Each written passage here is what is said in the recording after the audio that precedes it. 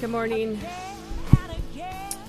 Good morning. I'm Mayor Pro Tem Delia Garza, calling our work session to order at 9:17. We have a quorum. The mayor will not be with us today, and he won't be with us on Thursday as well.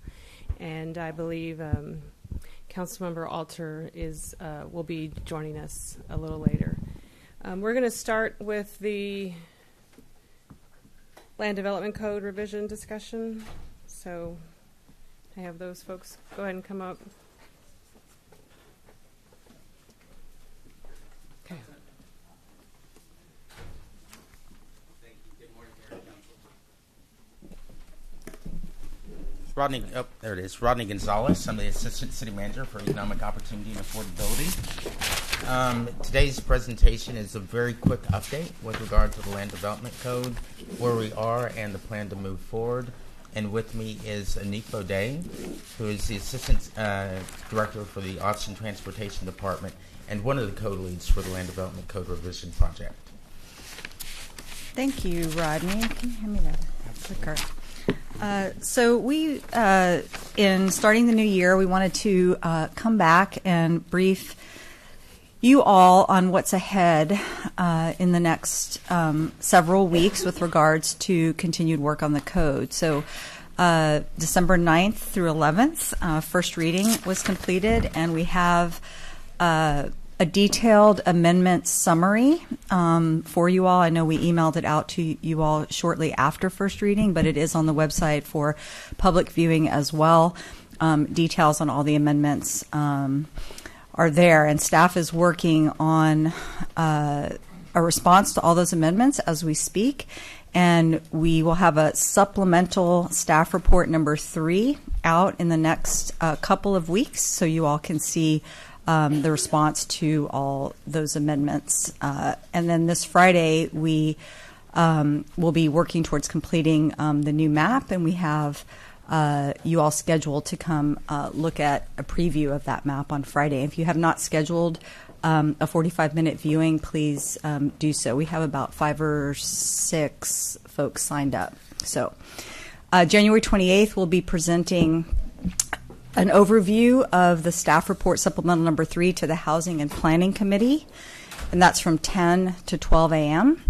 And then on February 4th and 5th, we'll have special called work sessions at 1 p.m. on the 4th and at 9 a.m. on the 5th. And then the topics that we plan to deep dive in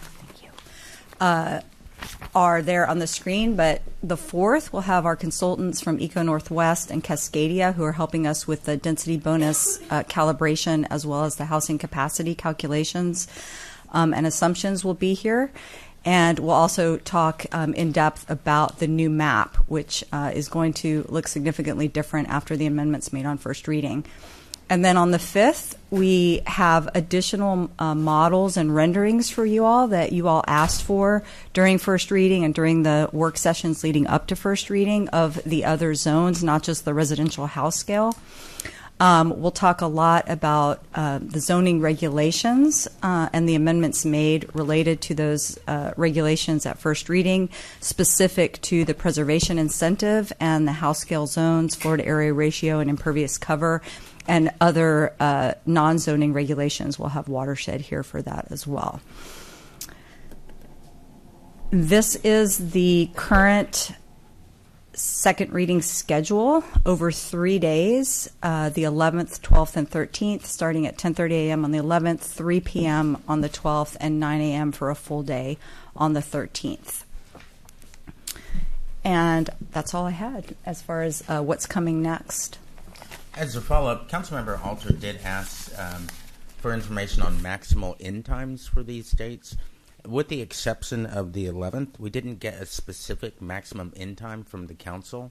And with regard to agenda posting, we typically won't post a suggested end time for council and leave that up to council's discretion. Councilmember Alter on the 11th, or for the 11th, did indicate that she did have a conflict after 3 p.m. on that date. Mayor Pro Tem. Councilmember Kitchen. I've also indicated that there's a conflict on the 13th for the Mobility Committee. So it's an hour-and-a-half meeting. Okay. It's important to Project Connect and Transit. So we've indicated that. And so I had been planning that the LDC, if we need to use the 13th, that we would break for the Mobility Committee. Thank you, Councilmember. And if it's Council's desire to do so, we could take a break from 11 a.m. to 2 p.m. to, I think, accommodate that Mobility Committee meeting. Well, the Mobility Committee meeting is scheduled right now from 1 to 2:30. Okay.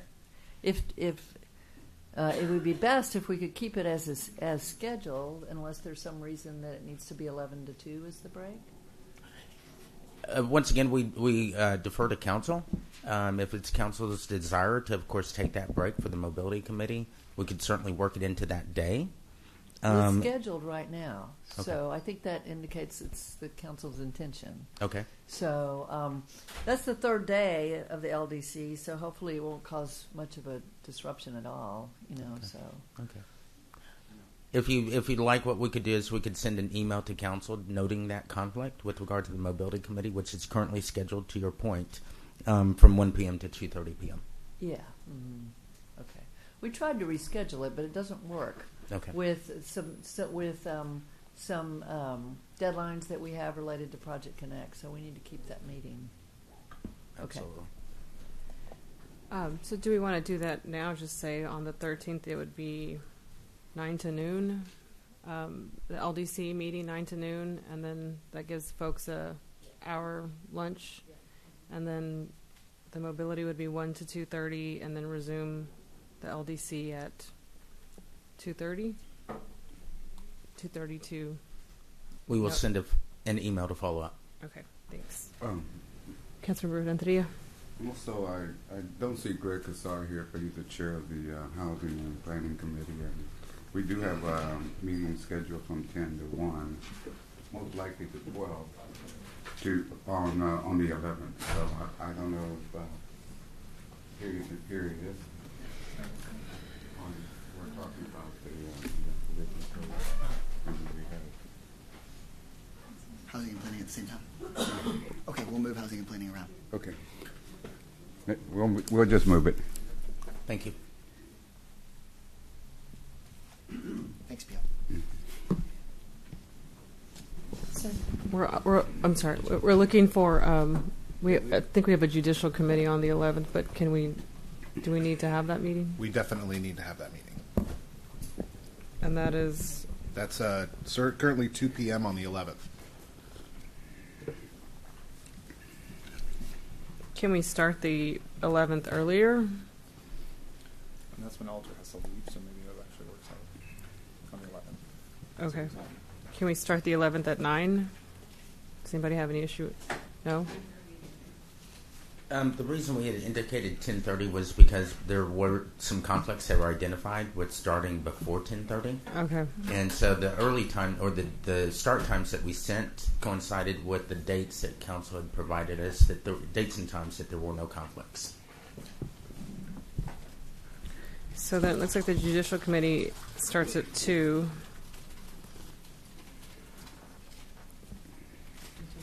So 10:30 to 2 at least, and then break for the Judicial Committee. And Alter had a conflict. So can I suggest something? Sure. It looks as if on each of those days there's a committee meeting that conflicts. The Judicial Committee on the 11th, Visit Austin on the 12th, and the 13th, the Mobility Committee. And so if those were our lunch breaks, that would probably work out reasonably well. If possible. I mean, Visit Austin is at lunchtime, and so the mayor and I can probably slip out and go to that for a bit. The Mobility Committee, I think, Ann, you said, Councilmember Kitchen, you said it was at 1. It's. So I think we're shortening it to an hour and a half, so 1 to 2:30 we could finish. So that's lunchish time, and then I don't know if it's possible to move the Judicial Committee up a little earlier, but then that could serve as our lunch break too. Those of you on the committee, I guess, will have to eat on the dais or rotate on and off the dais. But if that's scheduled for a lunchtime, then we would still have the bulk of the afternoon, since we'll typically break for a lunch hour anyway. That would definitely work for judicial, because I believe it's mostly going to be an executive session. Okay. Right. for judicial committee, so we could definitely do that. But I'd just like to then suggest formally that we schedule our lunch breaks for the times that those committees land on the 11th, 12th, and the 13th. Well, the 12th doesn't start till 3, so. Oh, right. Sorry. But on the 11th. Yes, it's not a conflict then. Yeah. Does that sound for good? For some reason, I Can had we- the 12th on for 9 a.m. At some point, was it scheduled for? Well, in any case, if it's starting at 3, it's not an issue. I think there were blocks put in our calendars because everybody didn't know. I mean, we didn't know exactly what the time, where there'd be the most conflicts, because it's the same on my calendar, too. So then I would request that on the 12th, if we could try to schedule, I assume we're taking a dinner break, and if we are, if we could try to hit that for 5:30, which is when the Sobering Center Board is.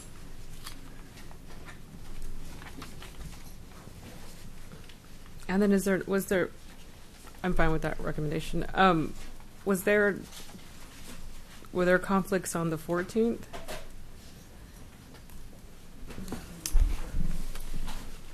There was a conflict on the 14th. Okay. Yeah, among other things, I think on the 14th, I had pointed out to the staff that's a day where quite a few of the AISD campuses are closed.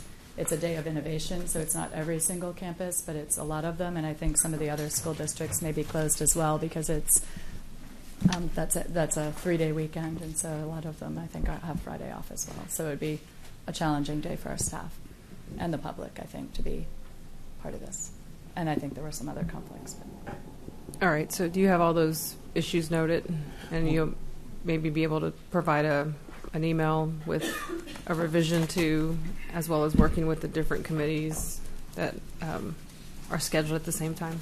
Absolutely, Mayor Pro Tem. Following this discussion, we will provide an email to Mayor and Council with the suggested break times. And thank you, Councilmember Togo, for that suggestion, the suggested break times for lunch, and then as well as the suggested break time for the Sobering Center on the 12th.